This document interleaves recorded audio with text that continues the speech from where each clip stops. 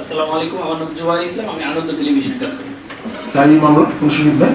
আর মামলা হতে পারে, আমরা শতভাগ এটাকে ফিল্ট্রেশনের মাধ্যমে দেখবো কে বা কারো জড়িত, অন্যায়ভাবে কেউ হয়রানির শিকার হবে না।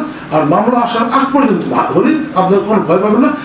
এইভাবে একটা সুযোগ আমার কথা বলে রাখি যে কাউকে হয়রানিতে সুযোগই নেই, 5টা পয়সা করে দেবেন না।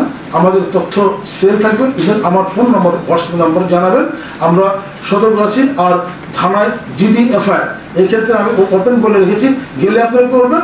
যদি কেউ কোনো ধরনের সমস্যা তৈরি করে আমার জানাবেন, শতভাগ ব্যবস্থা নেওয়া হবে। কারণ আমরা মহান মুক্তিযুদ্ধ 71 আর মহান 2024 এর আগে আগামী দেশ করবো। ধন্যবাদ।